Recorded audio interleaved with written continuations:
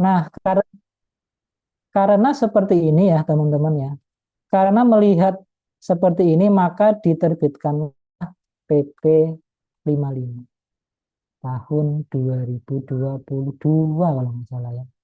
Di mana tarifnya tetap 0,5%, tapi dia menambah batasan 500 juta. Artinya apa? Pak Agus ini dikenai pajak 0,5% kalau omsetnya menyentuh 500 juta. Nah, dengan demikian, sejak 2022, Pak Agus ini kalau misalnya omsetnya 40 juta, maka pajaknya nol. Andi juga pajaknya nol. Nah, inilah apa ya? Riwayat ya, apa ya? Riwayat pokoknya ini ya. Sejarahnya PPh Final UMKM itu seperti ini. Jadi dia itu dikenakan pajak jika menyentuh batasan 500 juta. Yang perlu diingat tadi ya, batasan 500 juta ini adalah boleh digunakan khusus orang pribadi. Kalau CV, PT yang pakai tarif PPh Final UMKM, dia tidak mengenal batasan ini. Berapapun omsetnya langsung dikali 0,5%. Ya. Kita simulasikan seperti ini ya. Pak Agus punya toko jual beli alat tulis kantor ya, seperti ini lokasinya di Bekasi ya, tahun 2024. Misal ya, Pak Januari omset saya 200 juta rupiah. Maka di bulan Januari 2024, Pak Agus pajaknya tidak ada, nol. Kenapa? Belum menyentuh angka 500 juta rupiah. Februari omsetnya sama Pak Ajek, Pak. 200 ya, 250 lah. Maka di bulan Februari pajaknya nol. Ya. Pajaknya nol. Ya. Di bulan Maret omsetnya 300 juta rupiah. Nah, ini ya. Karena Januari sampai dengan Maret itu sudah menyentuh 500 juta. Kalau ditotalkan 750 juta, maka mulai Maret itulah Pak Agus sudah wajib bayar 0,5%. Ya. Bagaimana cara menghitungnya? Sama dengan ini ditambah, sama dengan ini ditambah ini, tambah ini, dikurangi 500 juta. Ini ya, selisihnya. Ya, kan 750 ya, dikurangi 500 menjadi 250. Inilah yang dikenakan 0,5%. Nah, ini ya.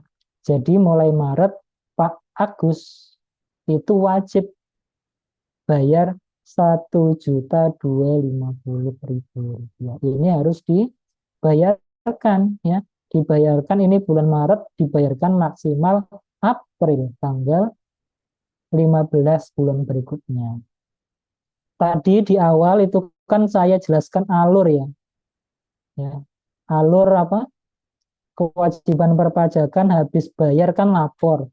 Berarti ini setelah bayar ini lapor, Pak. Nah, iya harus lapor ya, tapi untuk jenis pajak PPh Final UMKM ini tanggal bayar dipersamakan dengan tanggal lapor ya. Kalau teman-teman bayar dipersamakan teman-teman lapor SPT.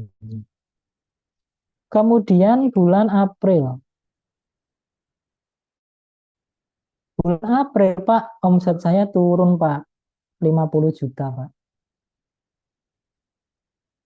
Maka langsung dikenakan 0,5% kali 50 juta.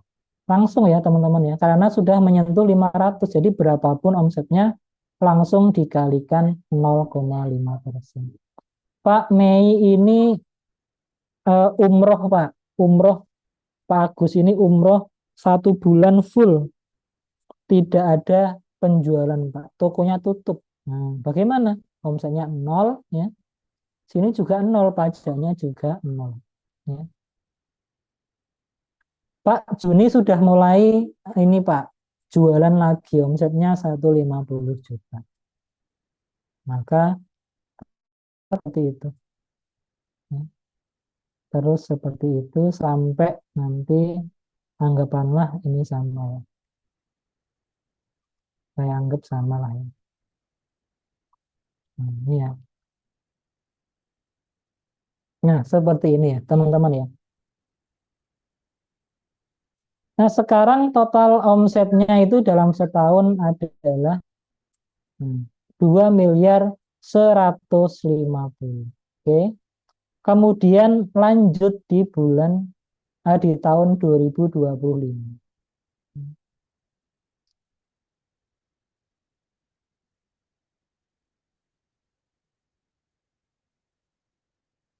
Nah, misal peredaran bruto Januari 100 juta.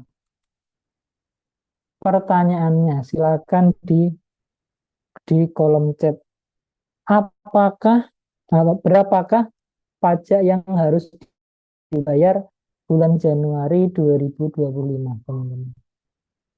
Karena 2024 sudah menyentuh angka 500 juta. Pertanyaannya silahkan jawabannya di kolom chat ya. Berapakah PPh final untuk tahun 2025 bulan Januari?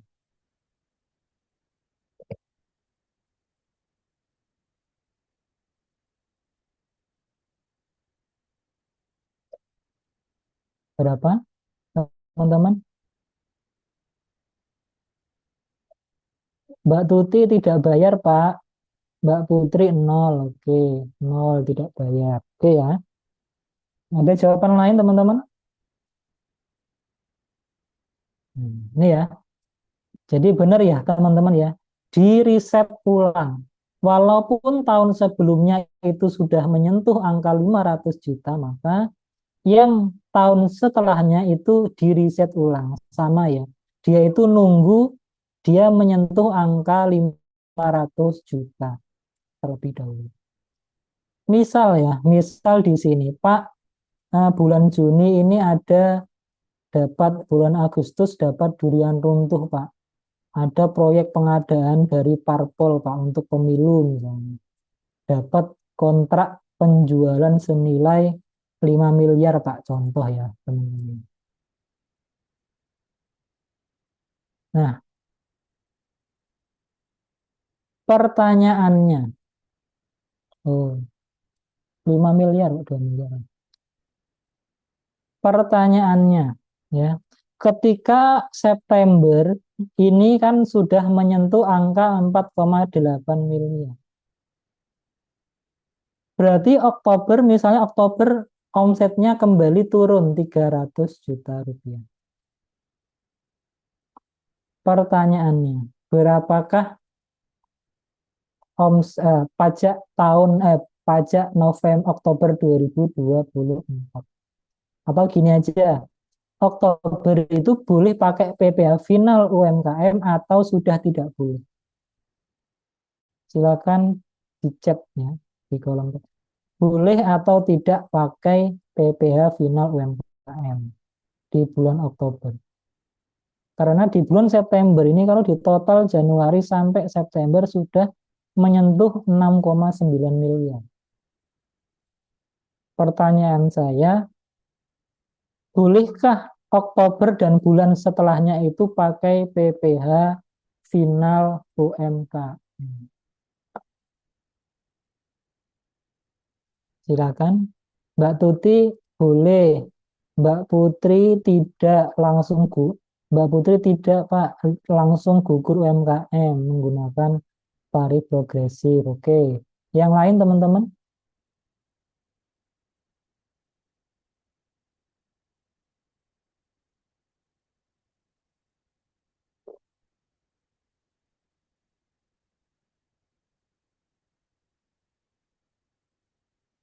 Ya, yang lain?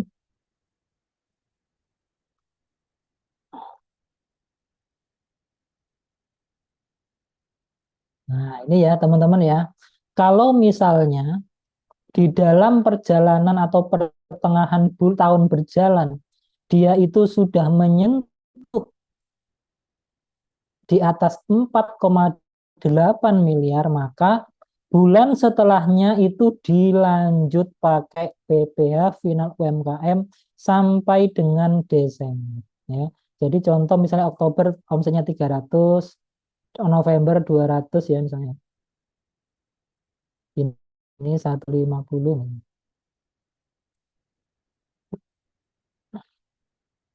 Maka sampai Desember itu masih diperkenankan untuk pakai PPh final UMKM. Ya. Diperkenankan seperti ini ya. Baru nanti bulan Januari tahun berikutnya sudah tidak boleh pakai PPh final UMKM. Jadi mulai Januari sudah tidak ada lagi 0,5 lagi. Pak, misalnya bulan Januari kan nggak boleh, Pak. Ternyata omset saya itu selama tahun 2025 itu gini, Pak, sebulan itu kemudian kalau di total itu di bawah 4,8, Pak. Cuma 1,2 miliar, Pak, omset saya. Boleh nggak, Pak? Ini kan di bawah 4,8. Saya kembalilah, Pak, pakai 0,5%.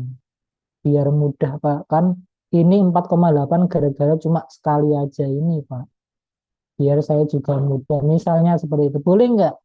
Jawabannya tidak boleh ya. Untuk aturan yang sekarang ya, saya nggak tahu kalau misalnya nanti peraturan pemerintah yang terbaru terbit ya.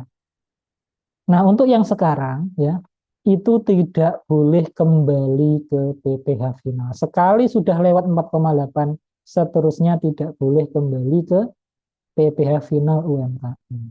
Ya. Harus seterusnya. Seperti itu ya, teman-teman.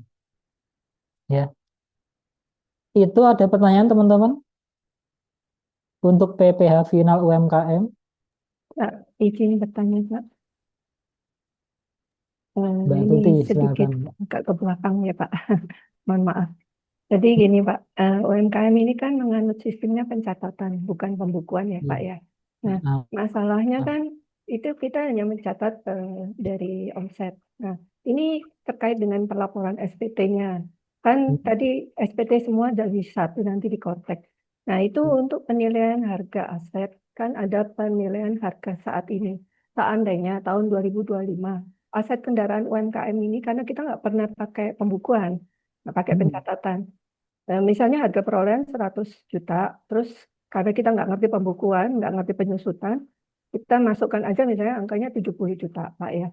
Nah, cuman setelah pelaporan di Kortek 2025 nanti dari UMKM ini, ternyata 2026 tuh kendaraan itu dijual, harga pasar ternyata 80 juta, Pak.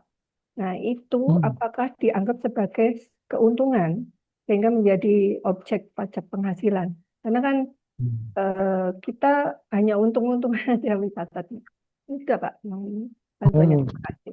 ya, terima kasih Mbak Tuti ya. Memang benar ya, teman-teman, untuk masalah harta baik yang pencatatan maupun pembukuan itu sama ya.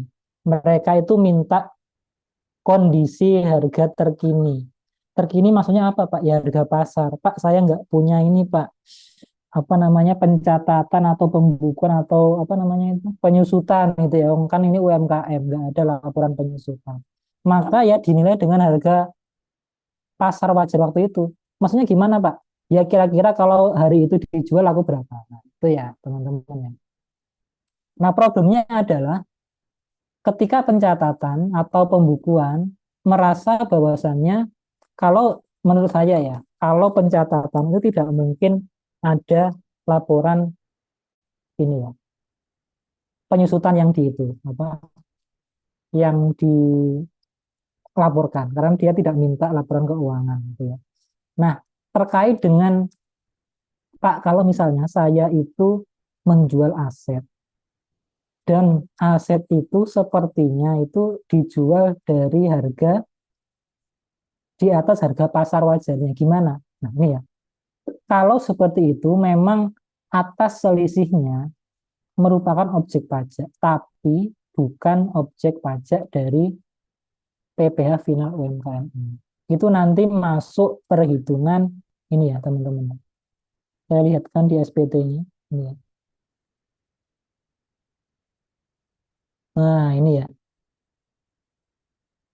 Jadi ketika Mbak Tuti itu punya usaha UMKM jualan sembako gitu ya, kemudian beliaunya jual harta yang sembakonya itu pakai 0,5%, kemudian beliau jual harta dan merasa bahwasanya kayaknya ini walaupun nilainya turun, kayaknya saya masih untung nih gitu ya dibandingkan dengan harga pasar.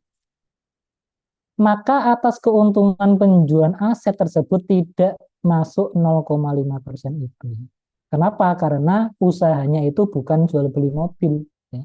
Beda kalau ceritanya usahanya jual beli mobil. Ya. Nah ini keuntungan dari penjualan pengalihan harta, maka dia masuk di sini keuntungannya. Itu nanti otomatis kehitung pasal 17.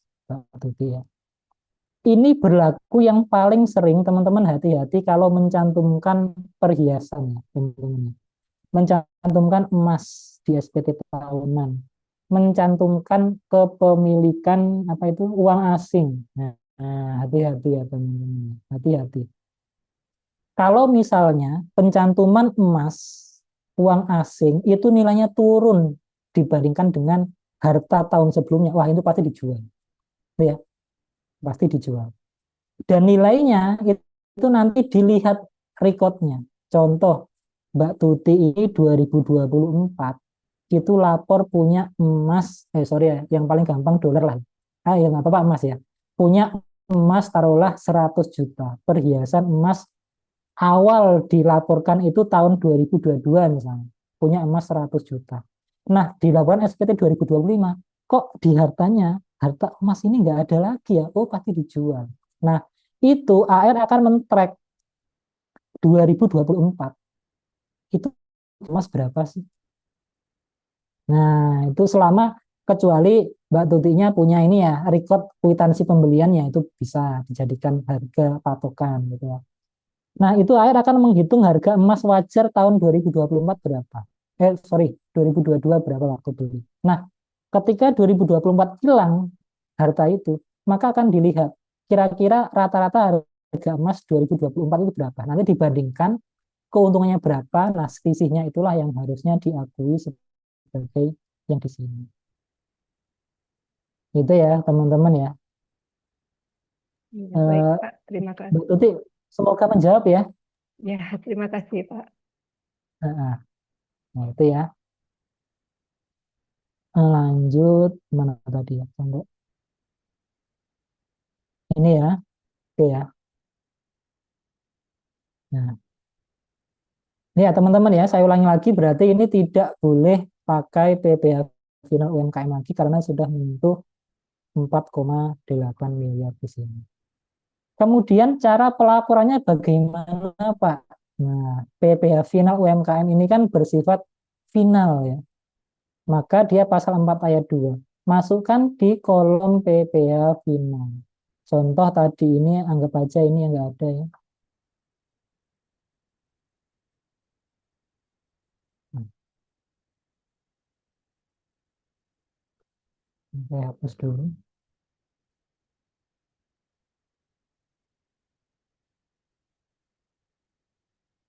Ini ya. Nah, yang perlu diisi itu hanya kolom yang bersifat final aja, teman-teman.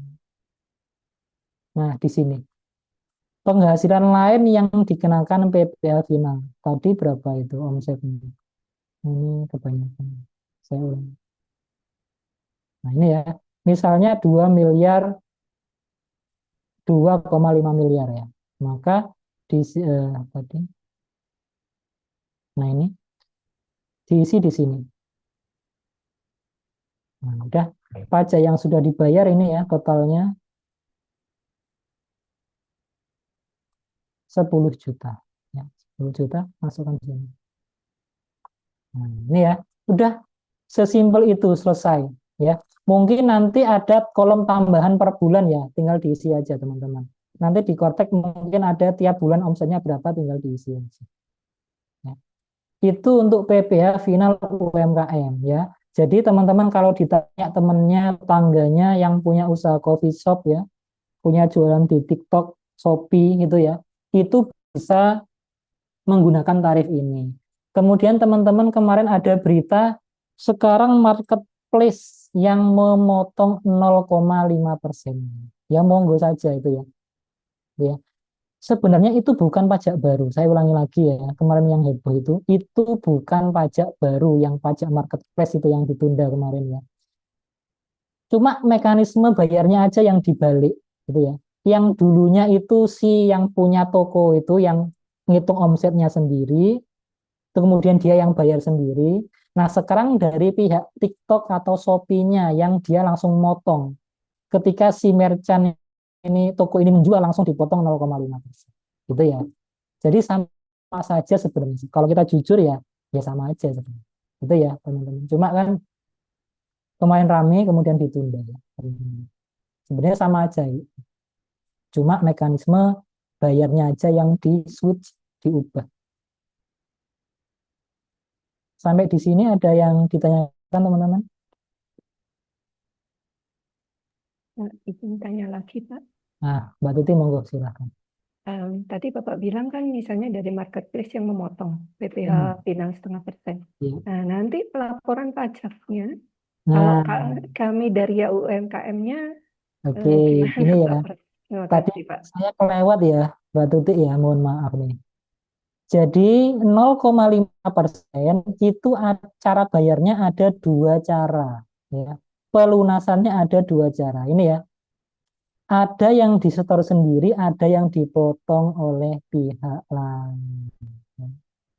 Berarti ya dipotong oleh dibayar oleh Shopee itu. Nanti Shopee menerbitkan bukti potong 0,5%.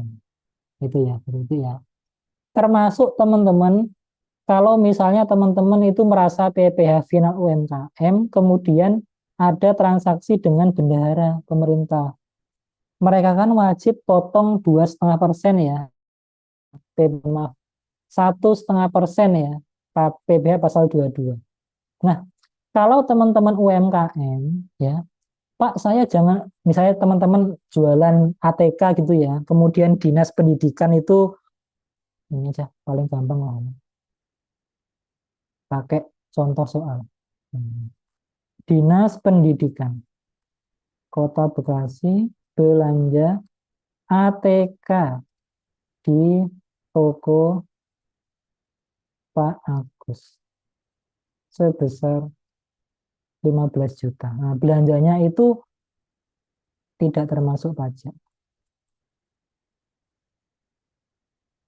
Nah, ini ya, belanja 15 juta. Ini, DPP-nya ini ya, PPh pasal 22-nya kemarin ya, pelajaran kemarin 1,5%. Sama dengan 1,5% kali ini. Nah, maka ada kewajiban bagi Dinas Pendidikan Kota Bekasi untuk memungut pasal 22-nya sebesar 225. Kemudian Pak Agus protes, Pak Dinas jangan dipotong 1,5. Saya itu PPh final UMKM 0,5%. Saya aja yang nanti kan saya rugi 1%, gitu ya. Maka kalau transaksi seperti ini, Pak Agus itu silahkan memberikan SKB, bukan SKB ya, surat keterangan SKB, PPh final UMKM kepada Dinas Pendidikan. Itu ya. Jadi Pak Agus ini memberikan surat keterangan PPh final UMKM. Surat keterangan PPh final UMKM ini bisa diperoleh Pak Agus melalui akun Korteksnya Pak Agus. Yang intinya adalah, Pak Dinas, saya jangan dipotong 1,5. Saya potong 0,5 saja karena saya termasuk kategori PPh final UMKM. Maka Dinas Pendidikan nanti potong 0,5%. Oleh karena itu, atas omset ini 0,5%-nya sudah dipotong oleh pihak lain, dalam hal ini dinas. Nah, ini ya, pelunasan PPh final ini bisa dipotong. Nanti teman-teman tinggal minta bukti potongnya saja. Gitu ya, minta bukti potongnya, nanti melaporkannya di akun SPT tahunannya si tokonya itu ya pakai bukti potong tersebut. Demikian halnya juga kalau misalnya suatu saat nanti dipotong oleh pihak Shopee, maka pihak Shopee otomatis menerbitkan bukti potong pasal 22 yang intinya 0,5%. Itu ya, Bu Mbak Tuti ya. Semoga menjawab. Iya Pak, berarti maksudnya omset itu kita akui semuanya, cuma nanti masalahnya pajak yang dibayar Shopee mengurangi sisa Benar omset sekali. yang kita pakai sendiri. Ya, Oke, oke. bahkan Baik. ada klausul gini, Mbak Tuti ya. Pajak yang di marketplace itu sifatnya bisa dua, bisa final dan tidak final. Kalau misalnya yang punya toko itu sudah omsetnya di atas 4,8, maka yang dipotong Shopee ini dianggap tidak final. Tapi kalau yang punya toko itu omsetnya masih di bawah 4,8, maka kalau dipotong Shopee itu masuk final. Jadi bisa dua. Ya, gitu ya. Intinya adalah apa pajak yang dipotong Shopee sepanjang itu pajak penghasilan. Ingat ya, sepanjang itu pajak penghasilan, maka boleh dijadikan pengurang pajak tahunan kita. Ya, Iya Pak. semoga Baik. menjawab ya, Mbak Tuti ya. Baik Pak, terima kasih. Iya, sama-sama. Nanti ada kok di kolom kredit pajak kalau nggak salah, di kolom Cortex itu. Nanti tinggal disesuaikan. Ya. Yang lain teman-teman, ada pertanyaan? Tidak ada ya. Oke. Kalau tidak ada, saya anggap selesai ya untuk PPh final UMKM. Ya. Kemudian yang terakhir untuk yang di bawah 4,8 miliar.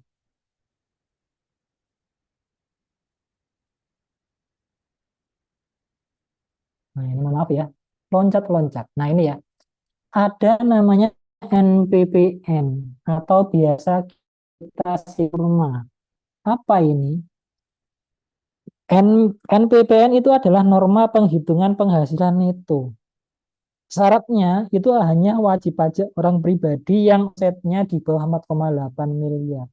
Oh, berarti orang yang omsetnya di bawah 4,8 itu ada tiga pilihan tarif yang bisa digunakan. Pertama, pakai pembukuan. Kalau misalnya siap dia bikin laporan laba rugi dan seterusnya. Kemudian dia bisa pakai PPh Final UMKM. Kemudian dia bisa PPN atau pakai norma. Ada tiga pilihan tarif. Saya harap teman-teman setelah pelatihan ini bisa ya, bisa menggunakan semuanya. Kemudian syarat yang kedua, pajak dalam jangka waktu 3 bulan pertama. Kalau misalnya dia itu mau pakai norma. Khusus tahun 2025 ini, jangka waktu 3 bulan ini diperpanjang sampai 31 Desember. Jadi teman-teman yang pengen pakai norma untuk tahun 2025, kan harusnya maksimal Maret. Nah, karena kemarin awal-awal Cortex itu kurang bagus gitu ya, jadi diperpanjang untuk yang pakai norma. Biasa yang sering pakai norma itu adalah dokter, penulis, apa itu? Ya, penulis itu sering sekali, terutama dokter ya. Sama ini, agen asuransi itu sering banget dia pakai norma. Ya. Kalau dia tidak memberikan pemberitahuan, maka dianggap dia pakai pembukuan. Ya, seperti itu. Kemudian wajib menyelenggarakan pencarian penghasilan bruto. Artinya apa? Ya tetap aja, walaupun dia tidak pembukuan, tetap harus mencatat penghasilannya itu dari mana saja dicatat. Gitu ya.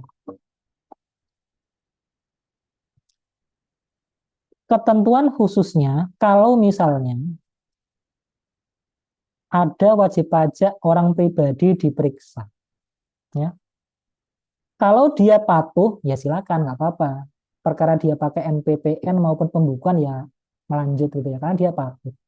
Tapi kalau misalnya Mbak Tuti ya, Mbak Tuti saya periksa, kemudian Bu, saya minta pembukuannya dong, pinjam. Karena ini diizinkan oleh undang-undang untuk kita meminjam catatan dokumen. Tapi Mbak Tuti itu nggak meminjamkan, nggak kooperatif misalnya. Karena tidak bisa meminjamkan, tidak dipinjami, baik itu buku catatan, maka Fiskus itu bisa melakukan penetapan peredaran bruto dengan cara lain. Di PMK 15 itu bisa langsung dihitung pakai norma. Itu ya. Kalau teman-teman diperiksa orang pribadi, kemudian diminta catatannya, omsetnya, tidak mau menunjukkan, maka si pemeriksa itu bisa menggunakan norma. Akhirnya nanti penghasilannya teman-teman dan pajaknya dihitung pakai norma. Ini ya, teman-teman. Oh, ini sudah tadi ya. Pakai norma itu gimana, Pak? Nah, ini ya, saya jelaskan. Nah, ini ya. Contoh ini aja deh, Pak Agus. Nah, ini kan omsetnya 2,5 miliar ya. Pakai norma gimana caranya? Nah, ini ya, penghasilan brutonya ini. Norma. Nah, normanya berapa untuk ATK ini, jual beli alat tulis kantor. Nah, untuk normanya, ini ya, lampiran ini. Nah, ini aturannya agak unik ya. Nah, ini ya. Di Per 17. Di situ membagi wilayah. Jadi di daftar norma itu ada mengelompokkan seperti ini teman-teman. 10 ibu kota provinsi lainnya, daerah lainnya. Nah 10 ibu kota provinsi itu apa aja ini? Medan, Palembang, Jakarta, Bandung, Semarang, Surabaya, Denpasar, Manado, Makassar, Pontianak. Sementara ibu kota provinsi lainnya yang selain 10 ini. Kalau teman-teman usahanya tidak di ibu kota provinsi, maka tergolong daerah lainnya. Contoh, Pak Agus ini misalnya di Bekasi. Nah, Bekasi itu kan tidak masuk ibu kota provinsi jadi kita pilih C, daerah lainnya. Kita cek di sini untuk alat tulis kantor. Kita control find tulis ini industri bukan. Ini industri bukan. Industri. Oh, alat tulis aja deh. Kalau misalnya tidak ada ya yang mendekati ya teman-teman. Misalnya pedagang, kan ini pedagang ya, bukan industri. Nah ini pedagang besar, pedagang kecil lah, pedagang kecil misalnya. Nah ini ya pedagang eceran, alat tulis. Sudah mendekati 30, 25, 20. Oh berarti pakai yang 20%. Oke, karena ini daerah lainnya ya selain ibu kota provinsi. Maka kita normanya 20%. Ini 20%. Ya. Jadi penghasilan netonya berapa? Sama dengan 20% kali 2,5. PTKP-nya misalnya tadi K berapa? K 0 ya, berapa K 0? Saya nggak hafal ya. PTKP. PTKP K 0 58.500 ya teman-teman. 58.500.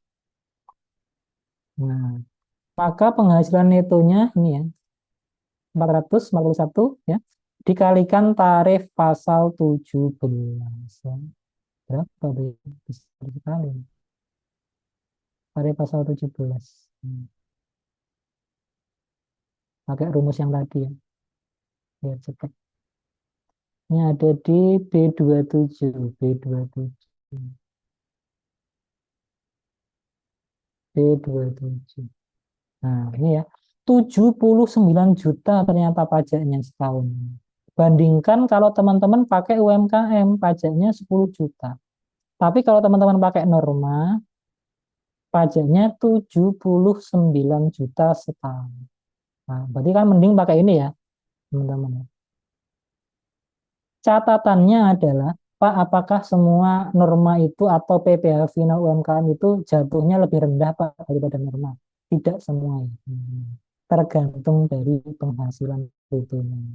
Ya, jadi kan ini sudah saya jelaskan, nanti teman-teman kalau ditanya, bisa lah ya membandingkan enaknya pakai apa ya, norma, pakai final UMKM atau pakai tarif umum. Bisa ya. Nah, sekarang teman-teman coba ada yang ditanyakan nggak norma ini? Kalau tidak ada, teman-teman minta tolong ini ya.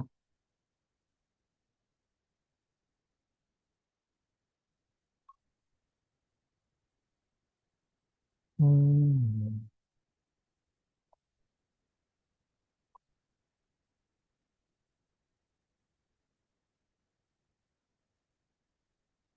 Hmm. Teman-teman minta tolong ini dikerjakan ya. Nah,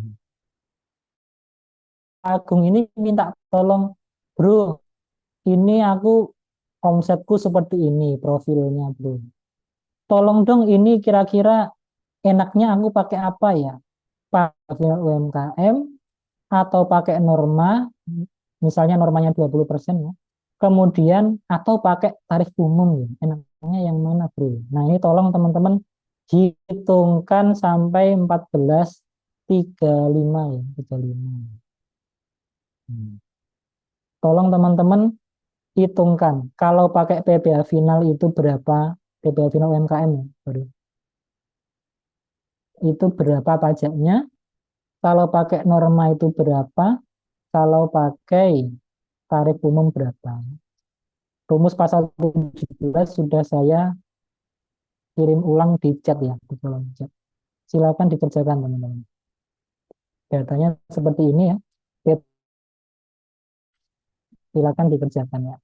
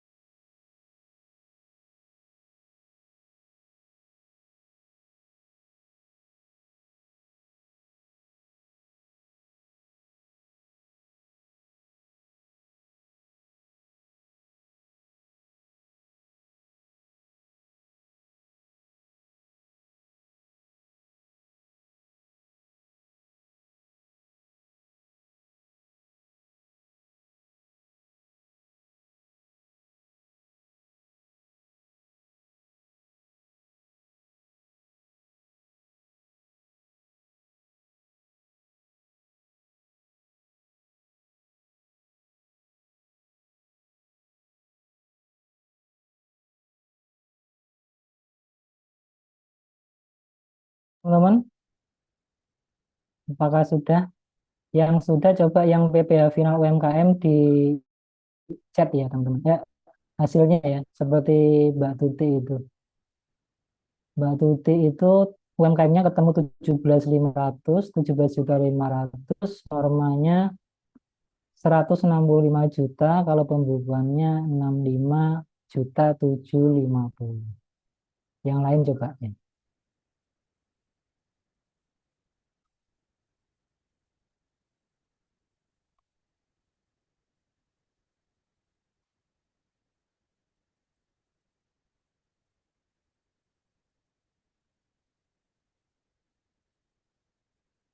Yang lain teman-teman.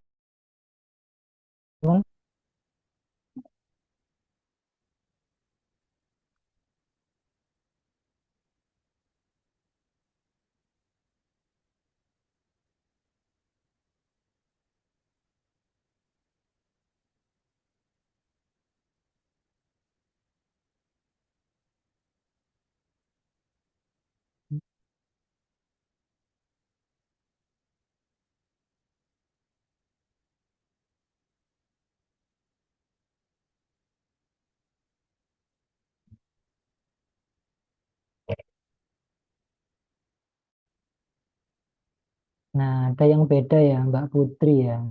Benar ya. Ada yang baik ya. Ada yang beda. Di sini ingat ya, teman-teman ya.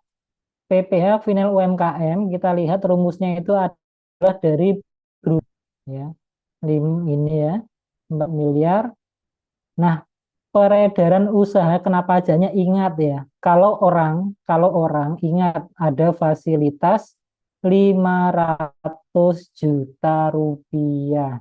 Lumayan kan ya, dikurang 500 juta dulu ya. Nah, ini ya, baru dia dikalikan 0,5%. Ya, 17.500.000 ya. Ingat ya, Mbak Putri tadi ya. Dikurangi dulu dengan batasan 500 juta. Ya. Nah, kemudian yang kalau pakai net norma norma ya, ini ya, 4 miliar, normanya dia pakai 20%, ya. Penghasilan netonya ketemu 800 ya juta dikurangi PTK. Penghasilan kena pajaknya ini kurang. Nah, kemudian dikalikan tarif, loh, hilang tarif saya.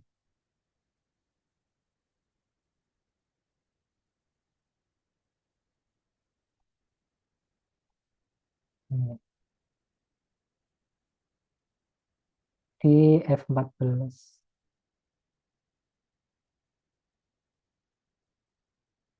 165.100 ya teman-teman. Pajaknya tinggi sekali ya. Jadi jangan pakai normal. Kalau ini 30. Laba bersih ya. Kalau tarik pembukuan dari laba bersih ini ya. Laba bersihnya ini. PTKP-nya itu ini 63. PHKP-nya ini kurang. Nah, 65.750 sama ya. Oke, jadi teman-teman saya harapkan sudah bisa ya menggunakan tiga perbedaan. Saya ulangi lagi ya. Untuk di bawah 4,8 miliar itu ada tiga pilihan tarif yang bisa teman-teman gunakan. Tapi yang perlu diingat, sekali teman-teman itu pilih pembukuan, maka seterusnya tidak boleh kembali ke PPh final, ya, UMKM. Itu untuk aturan yang sekarang. Tidak tahu nanti kalau ada perubahan aturan ya, peraturan pemerintah ini. Kemudian tadi belum saya jelaskan ya, Pak, kalau norma ini bagaimana cara lapor di SPT tahunannya? Maka caranya seperti ini ya, teman-teman ya. Taruhlah pakai norma ya, bukan PPh final, maka teman-teman pilih di sini. Nah, ini centang pencatatan ya. Nanti otomatis di Cortex akan keluar dialog seperti ini. Nah, tadi penjualan ya, usaha dagang ya, omsetnya berapa tadi? Nah ini ya, 4 miliar. Normanya 20%. 800 juta, dia langsung ke depan, kehitung otomatis. Maka kurang bayarnya, pajaknya setahun 163.750. Sama ya? Kok beda? Oh, PTKP-nya ya? 63 ini, PTKP-nya 63. 63. Nah, ini ya. 165.100. Sama ya, teman-teman. Nah, sesimpel itu ya, teman-teman, kalau menggunakan norma. Tapi syaratnya harus memberitahukan dulu ke Dirjen Pajak. Caranya itu pakai call text ya, memberitahukan dulu kalau pakai norma. Oke, untuk usahawan yang di bawah 4,8 selesai, 4,8 miliar selesai, yang di atas 4,8 miliar juga selesai. Ada pertanyaan enggak, teman-teman? Dari Mbak Putri, Pak, apakah boleh dijelaskan pelaporan PPh ekspatriat? Nah, Mbak Putri ya, ekspatriat itu dibagi menjadi dua. Dia itu subjek pajak dalam negeri atau luar negeri. Kalau dia subjek pajak luar negeri, maka tidak boleh atau tidak perlu lapor SPT tahunan. Tapi kalau dia ekspatnya sudah punya NPWP, karena dia itu tinggal di negara Indonesia lebih dari 183 hari, ya 183 hari ya, maka dia itu ya lapor SPT biasa kayak kita itu. Misalnya Pak, ada ekspat dia dikontrak perusahaan di Bekasi Pak, anggap pegawainya, ya sudah dia sama kayak pegawai seperti kita itu ya, lapor SPT tahunan gitu ya. Oke ya Mbak Putri ya. Nah untuk yang pegawai kita jelaskan setelah ini. Untuk untuk usahawan di atas 4,8 dan di bawah 4,8 sudah selesai ya teman-teman ya. Selanjutnya saya akan simulasi bagaimana kalau misalnya kita itu orang pribadi ya. Semoga waktunya cukup ya. Nah, saya stop share. Stop. Hmm. Hmm.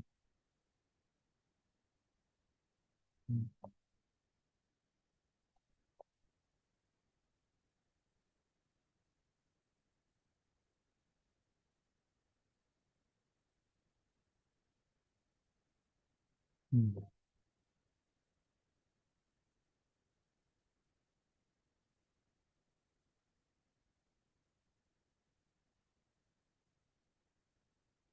Nah, saya siapkan dulu ya teman-teman ya. Nah, ini semoga waktunya cukup. Teman-teman, ini simulasinya adalah contoh misalnya status kita sebagai pegawai ya. Apa itu pegawai swasta, BUMN atau PNS sama ya. Nah, setelah kita itu mendapatkan bukti potong tahunan seperti ini ya, mungkin nanti di Cortex itu bentuknya beda tapi intinya sama. Ini adalah bukti potong A1. A1 itu untuk selain PNS. Isinya itu adalah seluruh gaji kita selama setahun plus pajak yang sudah dipotong oleh perusahaan. Nah, misalnya ini namanya Pak Agung ya. Dia bekerja di PT Panorama, memperoleh bukti potong seperti ini. Jabatannya direktur. Ya. Maka ini kita sebagai Pak Agung itu wajib melaporkan, walaupun sudah dibayar pajaknya, kita tetap harus lapor melalui SPT tahunan milik kita pribadi. Bagaimana cara melaporkannya? Ini juga relate dengan pertanyaannya Mbak Putri tadi ya, Pak, kalau ekspat gimana? Kalau ekspatnya itu sudah jadi subjek pajak dalam negeri, ya sudah dapat A1, laporannya seperti ini ya, seperti pegawai pegawai pegawai biasa gitu loh, pegawai Indonesia itu ya, seperti pegawai tetap. Nah, cara lapornya bagaimana? Kita masuk di SPT-nya. Nah, kita rekam dulu ya, kita rekam dulu pajak yang sudah dipotong oleh perusahaan. Ini ya, PT Panorama bukti potongnya kita rekam. Nah, ini sama di Cortex nanti ya, cuma nanti bukti potongnya otomatis terisi. di akun Cortex kita sepanjang perusahaan kita itu benar melaporkan bukti potong PPh pasal 21. Ya. Taruhlah ini sudah benar ya, yang dipotong 15.749 sama ya.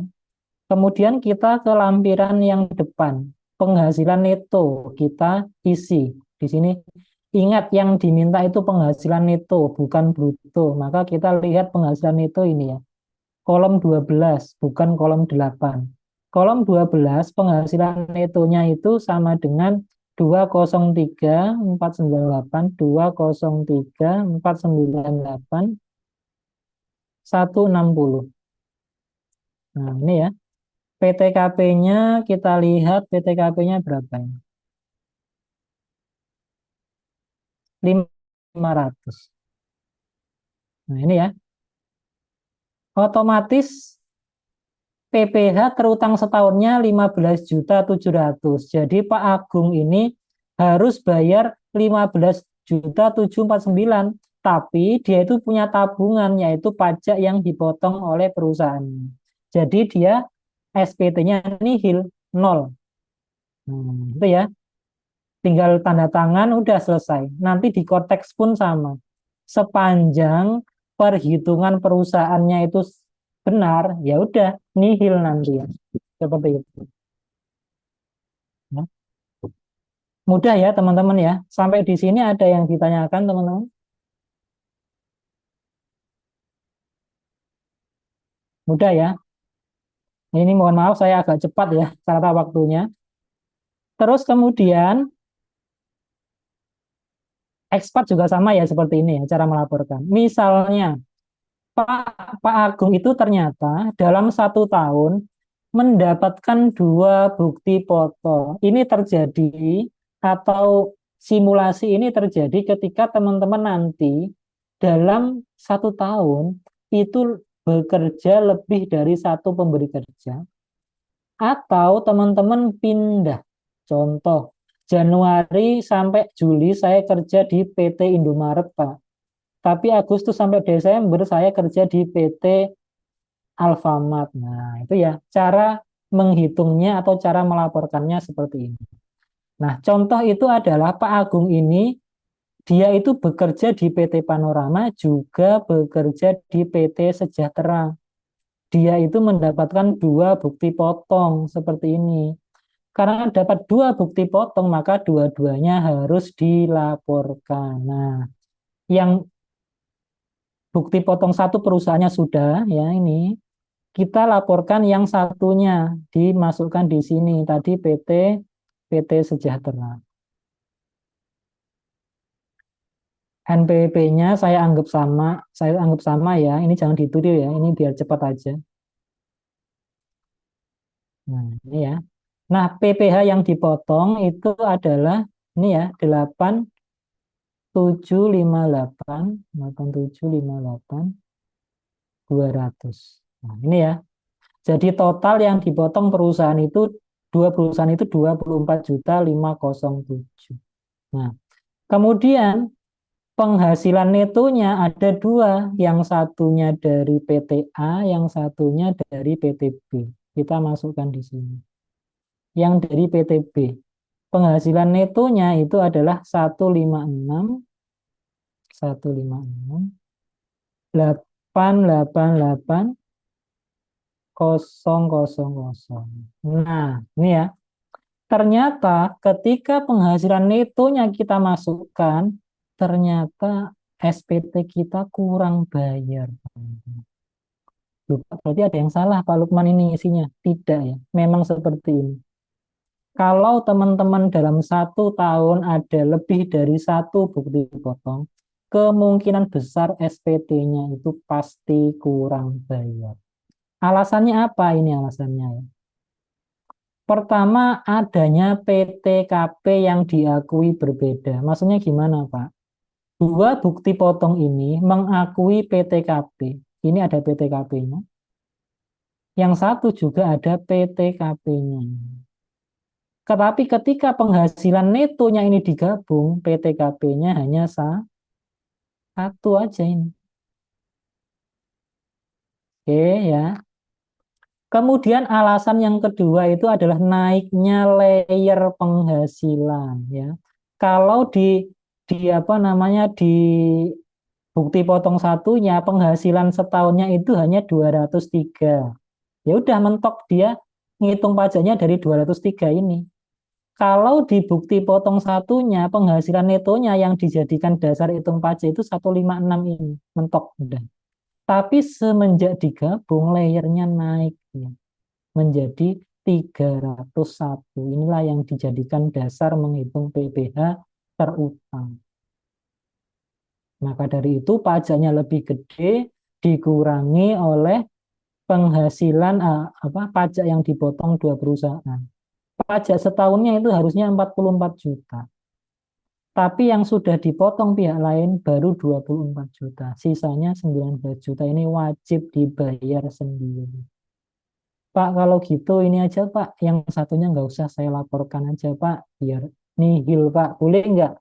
Ya boleh, tapi suatu saat nanti pasti dapat surat dari kantor pajak yang intinya Pak Agus ini ada penghasilan dari PT Sejahtera yang belum dilaporkan di SPT-nya. Kok yang dilaporkan hanya dari PT Panorama saja ya? Nah, itu nanti bunyi suratnya seperti itu. Sampai di sini ada yang ditanyakan teman-teman? Itu ya, kesimpulannya hati-hati kalau teman-teman atau kerabatnya dalam 1 tahun memperoleh lebih dari satu bukti potong. Itu nanti SPT-nya kemungkinan besar tidak nihil, tapi lebih bayar. Kok lebih bayar? Kurang bayar, mohon maaf. Kurang bayar. Sampai di sini ada pertanyaan teman-teman? Silahkan.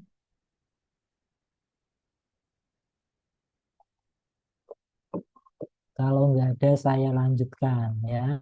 Variasi selanjutnya, Pak, misalnya Pak, siapa ini? Pak Agung ini punya istri, Pak. Punya istri, sama-sama bekerja. Ya, bagaimana? Oh, mudah sekali ya. Nah, ini ya. Misalkan punya istri namanya Ibu Bunga. Ibu Bunga ini juga seorang pegawai swasta. Simulasi ini juga berguna ketika teman-teman misalnya suami istri, suaminya PNS, istrinya BUMN. Suami istri sama-sama pegawai swasta, suami istri sama-sama PNS. Nah, ini cara menghitungnya sama ya, atau melaporkannya sama. Bagaimana kalau misalnya Ibu Bunga ini juga bekerja sebagai pegawai? Catatannya itu adalah NPWP suami dan istri sama, digabung. Oh, kalau gitu mudah. Bagaimana cara lapornya? Pertama kita laporkan SPT atau penghasilan suami dulu ya. Ya, kita laporkan nihil ya ini ya. Nanti di korteks sama ya, sama. Nihil ya. Kemudian si istri kita masukkan di sini, teman-teman. Nah, ini ya. Penghasilan istri dari satu pemberi kerja masuk dalam PPh final sini. Nah, masukkan di sini. Yang diminta apa di sini? Penghasilan bruto. Oh, penghasilan bruto istrinya, bukan penghasilan netonya. Kita lihat penghasilan bruto istri ini ya, Ibu Bunga. Penghasilan brutonya 84.720. Ya. 84.720. Nah, pajaknya berapa setahun? 1.132.200. Udah selesai, sesimpel itu. SPT-nya apa jadinya? Nihil. Jadi penghasilan istrinya gabung dengan SPT-nya suami. Suami saja yang perlu lapor SPT, istrinya tidak. Mudah ya teman-teman ya. Makanya saya anjurkan kalau teman-teman ini, mohon maaf ya, misalnya suami istri sama-sama pegawai, itu sangat disarankan gabung NPWP-nya ya, apalagi dengan Cortex ya. Malah lebih terawasi gitu ya, malah lebih terawasi. Nah, pertanyaan berikutnya adalah, Pak, bagaimana kalau suami istri, Pak Agung dan Ibu Bunga ini NPWP-nya pisah? dia memilih PH, pisah harta atau MT atau memilih terpisah. Intinya NPWP-nya pisah lah seperti itu ya. Caranya gimana Pak lapornya? Lapornya itu adalah ini dihapus dulu. Nah, kita hitung ulang teman-teman. Jadi nanti ini SPT-nya Pak Agung, Ibu Bunga juga nanti buat SPT sendiri, dihitung PHMT-nya, dihitung ulang. Caranya itu adalah ini ya. Di formulir yang paling akhir itu ada perhitungan PH atau MT. Nanti di Kortek juga ada seperti ini. Diminta penghasilan neto dalam negeri suaminya berapa? Penghasilan neto dalam negeri suaminya ini ya, 203 498 160. Penghasilan neto istrinya itu ini ya, 76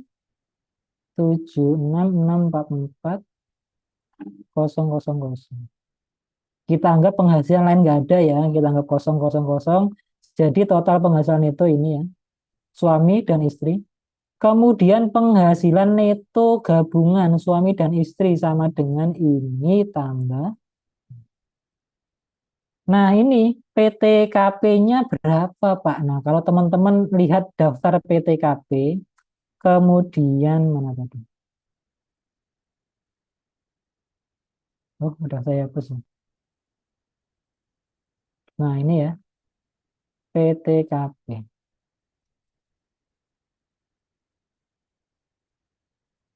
Nah ini ya. Teman-teman pernah lihat PTKP, kemudian ada keterangannya PTKP K garis miring I garis miring 1. Nah, itu digunakan untuk orang pribadi yang penghasilan suami istrinya itu digabung. Atau ya ini ya digabung. Nah, contoh tadi ini misalnya K0 ya. Misalnya K0. Maksudnya K garis miring I garis miring 0. Suami dan istri NPWP-nya pisah ya, tanggungannya 0. Maka dia pakai K garis miring I garis miring 0 yang ini ya. 112. Nah, ini ya. Jadi penghasilan kena pajaknya 167.642. Catatan ya, teman-teman ya, catatan. Kalau teman-teman posisinya sebagai HRD atau bagian keuangan, jangan sekali-kali menggunakan PTKP ini. Dilarang. Ya. PTKPK garis miring itu hanya waktu melakukan SPT tahunan orang pribadi. Kalau perusahaan yang motong itu tidak boleh sekalipun menggunakan PTKP ini. Misalnya teman-teman punya pegawai namanya Mbak Tuti. Mbak punya suami, ya suami. NPP-nya pisah apa gabung? Pisah. Anaknya berapa? 0. Oh, berarti nanti PTKP di A1-nya K garis miring I garis miring 0. Nah, nggak boleh. Tidak boleh. Lihat nanti status kawinnya ikut suami apa istri. Kalau ikut suami, maka Mbak Tuti nanti SPT di perusahaannya itu atau PTKP-nya itu TK 0 gitu ya. Karena status K-nya itu ikut ke suami. Gitu ya. Nah, kemudian digabung penghasilan kena pajak setahunnya 167 ini. Maka inilah yang menjadi dasar perhitungan pajak terutang. Pajaknya menjadi 19 juta 146.324. Inilah pajak gabungan PPh terutang gabungan. Nah, kemudian yang menjadi tanggungan suaminya berapa? Nah, ini kan pajak terutang setahun gabungan. Yang menjadi tanggungan suami berapa? Ini ya rumusnya ya. A83 ini ya. Jadi rumusnya itu adalah penghasilan neto suami dibagi dengan penghasilan neto gabungan dikalikan PPh terutang setahun gabungan. Nah ini ya. Itu ya rumusnya ya teman-teman ya. Sementara PPh terutang bagi istri diproporsionalkan rumusnya bagaimana? Sama ya. PPh penghasilan neto istri setahun dibagi dengan penghasilan neto suami istri setahun dikalikan pajak tahunan gabungan. Nah, ini ya 5.200.000. Jadi Yang benar itu adalah PPh terutang suami setahun itu harusnya cuma 13.900.000. Si istri itu 5.200.000. Gitu ya. Nah, ini ya, 13 juta untuk si suami, si istri 5.200.000. Tapi suami ini di bukti potongnya sudah dipotong oleh perusahaannya sebesar ini. 15.749.700. Sementara si istri pajaknya sudah dipotong oleh perusahaannya ini 1.132.200. Maka pajak si suaminya sama dengan 13 juta dikurangi minus 1.800.000. Artinya apa? SPT-nya suami nanti menunjukkan lebih bayar 1.800.000. Negara wajib mengembalikan kepada si suami ini 1.800.000. Sementara SPT-nya si istri itu kurang bayar 4.100.000. Inilah akibat dari suami istri sama-sama pegawai tapi memilih NPWP-nya pisah. Masih ada waktu teman-teman ya, silahkan kalau yang Desember ini merasa jadi istri NPWP-nya itu pisah dengan suami, segera urus ya. Melalui akun Cortex nanti teman-teman bisa nonaktifkan si istri, NPWP-nya dinonaktifkan. Syaratnya itu adalah nanti upload kartu keluarga ya atau buku nikah. Kemudian nanti di akun Cortex-nya suami tambahkan Family Tax Unit atau FTU istri di kolom tanggungan si suami ya. Itu teman-teman ya. Mohon maaf agak ngebut sedikit, ada yang ditanyakan tidak? Pak, banyak sekali nih.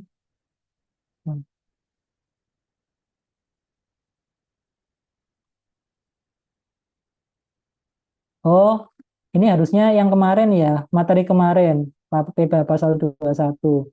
Kalau seorang karyawan bekerja Januari-September, untuk menghitungnya jabatan 5% langsung, Mbak. Tidak perlu dikalikan 8 dibagi 12 ya. Salah kalau dikalikan 8 kemudian dibagi 12.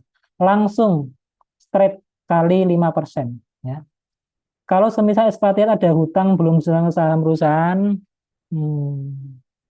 ya benar. Jadi objek pajak semua penghasilan, ingat ya, tadi rumus penghasilan atau makna dari penghasilan itu adalah semua tambahan kemampuan ekonomis ya, termasuk bunga ya.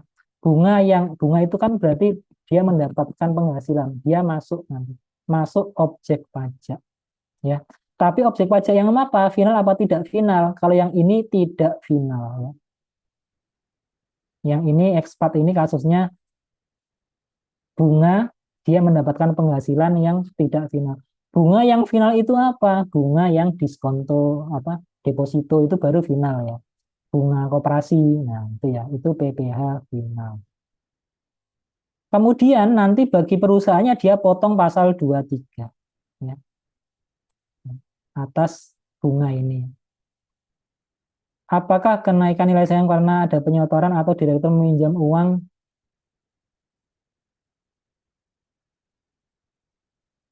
Oh, ini apakah tidak, Mbak? Asalkan diaktekan ya. Misalnya, bro, aku hutang ya, itu ya. Tapi kemudian hutang ini nggak bisa bayar, ya udah kamu tak kasih saham. Nah, itu enggak. Nanti tinggal perubahan akta aja. Ada penambahan apa? Penambahan saham baru. Nah, saham baru ya, penambahan modal lah intinya gitu ya. Tolong diaktekan yang ini. Dia bukan menjadi objek pajak ya. Ingat ya, setoran modal itu bukan merupakan objek pajak. Tadi ya ada pengecualiannya di materi saya tadi. Pak, kalau awal tahun saya TK2, namun saya lupa lapor sehingga, nah kalau seperti ini Mbak Putri ikut yang sesuai A1 ya, biar nggak ribet. Ikut apa kata A1-nya dah, gitu aja. Ya, ini ya. Kalau nggak salah ada aturan nota dinasnya saya lupa ya. Intinya adalah kita disuruh patuh PTKP-nya sesuai A1. Nah, baru tahun depannya sesuaikan dengan yang benar. Itu ya Mbak Putri ya. Jangan sampai restitusi ya. Jangan sampai restitusi. Intinya Mbak Putri ikut PTKP sesuai yang A1. Itu ya. Saran saya seperti ini. Untuk Excel-nya akan saya kirim melalui Mbak Maudi setelah ini. Itu ya, Mbak Putri, semoga menjawab pertanyaannya. Ya, mohon maaf kalau ada yang kurang. Ada yang lagi? Saya silakan ke Mbak Maudi. Monggo, Mbak. Ya, baik, Kak. Sudah tidak ada pertanyaan lagi dari para peserta. Baik, kalau gitu sudah bisa saya tutup ya. Iya, Mbak, sebentar. Oke. Baik, Bapak Ibu sekalian, peserta pelatihan brevet AB, materi PPH orang pribadi hari ini sudah selesai. Namun sebelumnya kita akan melakukan sesi dokumentasi terlebih dahulu dan para peserta diminta untuk menyalakan kamera dan mikrofon.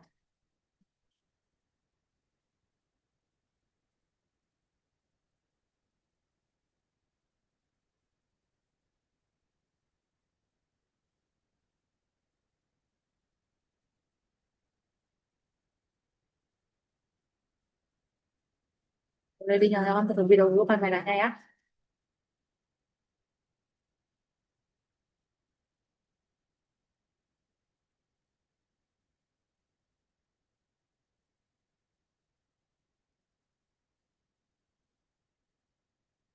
Saya hitung 1 sampai 3, boleh tersenyum ke arah kamera. 1, 2, 3.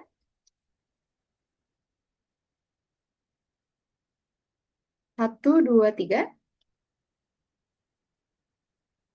Ya, sudah, terima kasih. Selanjutnya kita akan bersama-sama mengucapkan terima kasih kepada Bapak Lukman. Terima kasih. Terima kasih, teman-teman. Sampai jumpa lagi. Terima kasih Bapak atas pemaparannya. Ya, terima kasih Bapak atas materinya hari ini. Untuk Pak Lukman sudah bisa meninggalkan ruang Zoom.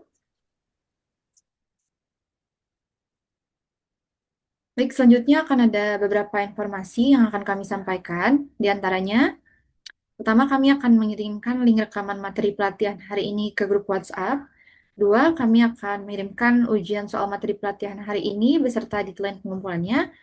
Yang ketiga, untuk materi selanjutnya, PPH Badan hari Sabtu 27 Desember 2025 yang akan diempu oleh Bapak Siswanto, yang akan dimulai pukul 9 sampai dengan jam 3 waktu Indonesia Barat. Link Zoom meeting akan kami kirimkan 15 menit sebelum pelatihan dimulai.